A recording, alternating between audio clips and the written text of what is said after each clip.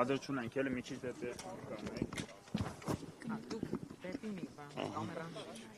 Ուրեմն 10 տարի առաջ ապրիլի 2-ին Ադրբեջանի կողմից տեղի ունեցավ հարձակում Արցախի հանրապետության վրա եւ հայկական բանակը, հայկական ուժերը պատասխան տվեցին Ադրբեջանին եւ մենք կարողացանք այդ քարոզիա պատերազմի ժամանակ հաղթանակ կրել եւ այն ինչ որ պլանավորված էր Ադրբեջանի կողմից չիրականացավ։ Այսօր մեր պարտն է հիշել բոլոր այն տղաներին, ովքեր հերոսական պայքար տվեցին այդ օրերի ընթացքում եւ մենք պետք է շարունակենք այն գործը, որ այդ տղաները կիսատ են թողել։ Ձեր կարծիքով ինչու հիմա ներկայիս իշխանությունը չի հիշում, որովհետև վաղ առավոտից որևէ անդրադարձ չի եղել։ Այս իշխանությունների կողմից նրանք բոլոր այն մեր պատմական, բոլոր այն Արցախյան պատերազմի հետ կապված բոլոր հաղթանակները փորձում են ամբողջությամբ հանել մեր հիշողություններից, մեր ժողովրդի հիշողություններից եւ դա իմ կարծիքով պլանավորված եւ ծրագրավորված գնում է եւ նրանց համար Արցախ բառը, Արցախցին երևի պետք է բոլոր տեղից անեն եւ դուք հիշում եք սկզբից ասում էին մեր քույրերն ու եղբայրները, հետո Արցախից բռնի տեղահանված, հետո Ղարաբաղից տեղահանված, հետո Ղարաբաղից, այսպես շարունակ երևի ինչ? Հետո էլ վերջում, այո, տեսնում եք փախած, ես հաջորդը վերջ չեմ պատկերացնում ինչ կմտածեն, բայց դե գիտեք նրանց ասածները, եթե բոլորդ էլ տեսնում եք սուտը, կեղծիքը, մանիպուլյացիան մեկնաբանել անիմաստ է։ Ամբողջությամբ մեր ժողովուրդը տեղյակ է ինչա կատարվել։ Նախ ես մեր բոլոր հայրենակիցների շնորհակալություն եմ հայտնում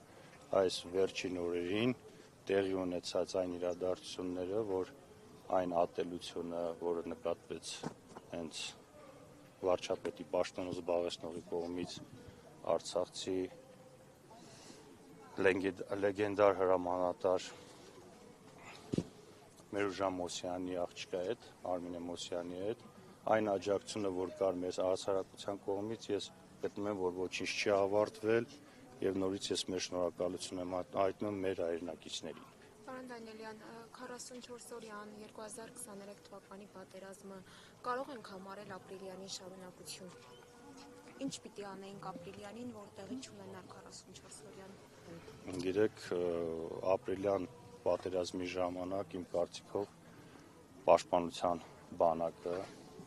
եւ Արցախի պաշտպանության բանակը եւ Հայաստանի Հանրապետությունը այն ժամանակ իրենց ունեցած բոլոր գործիքակազմերը,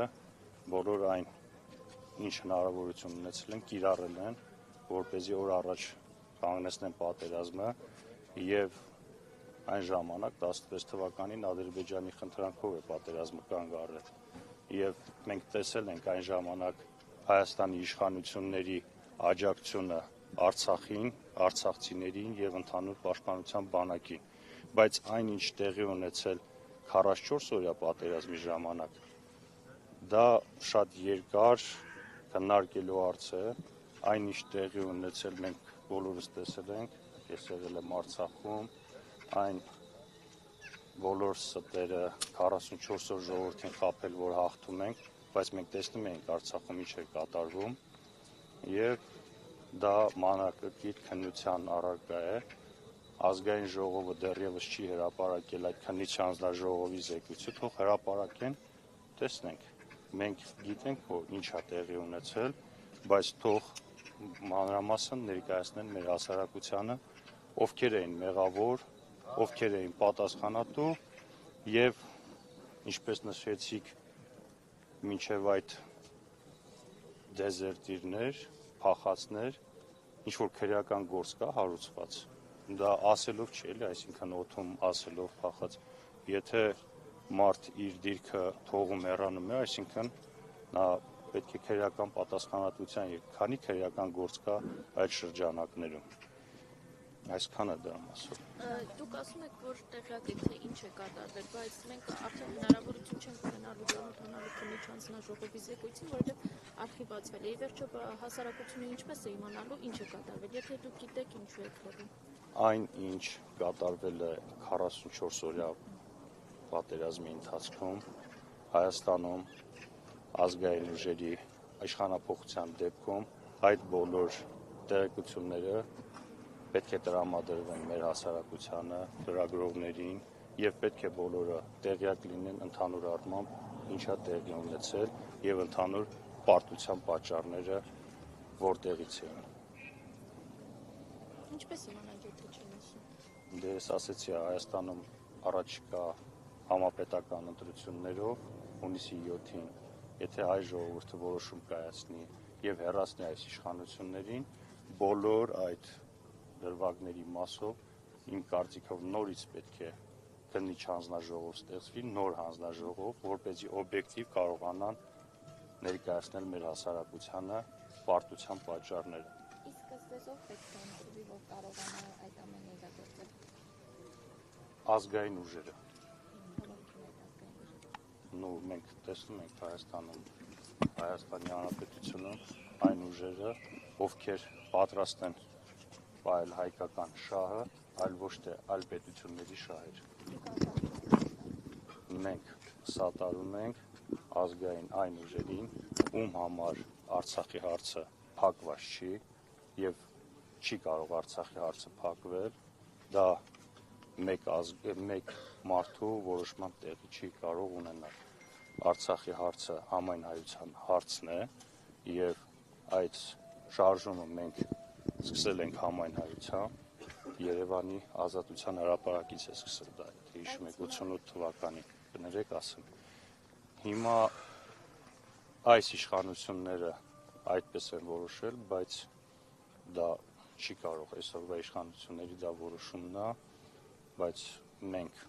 միշտ ասելու ենք, որ Արցախի հարցը փակ չէ, Արցախի վերադարձի իրավունքի հարցը դա միջազգային իրավունքի նորմերով մեր իրավունքն է եւ մենք բարձրացնելու ենք բոլոր ատյաներում,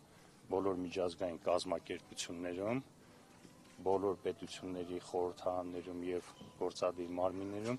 այս հարցի վերաբերյալ մենք ունենք մեր հստակ դիրքորոշումը եւ մենք շարունակելու ենք մեր պայքարը։ Բայց Փաշինյանն ասում է, դա պատերազմի դուռ է բացում եւ նաեւ երեք Պուտինի հետ հանդիպման ժամանակ էլ շեշտեց, որ չեն շարունակելու խոսակցությունները։ Ես նշեցի, Հայաստանի վարչապետի պաշտոնը զբաղեցնողը անընդհատ ստեր, կեղծիքներ, մանիպուլյացիաների է ենթարկում։ Եթե ազգային ժողովի բարձր ամբիոնից նա խոսում է, որ Արցախի հանձնման հետ կապված մեղավոր են նախկինները, առաջին, երկրորդ կամ երրորդ նախագահները, արցախցիների հետ խոսում, երբ խոսում է Արցախի իշխանությունների մասին, ասում է նրանք հանձնեցին եկան։ Ռուսաստանում ասում է, որ դուք եք մեղավոր, այսինքն ցանկացած իրավիճակում լրիվ այլ մեկնաբանություններ է լինում Արցախի այս վերջին ողբերգության հետ կապված։ Դրա համար ես չեմ ցանկանում մեկնաբանել նրա ասածները, մեկնաբանելու բան չկա, մենք բոլորս շատ լավ տեղյակ ենք, ով հանձնեց Արցախը, ով է պատասխանատու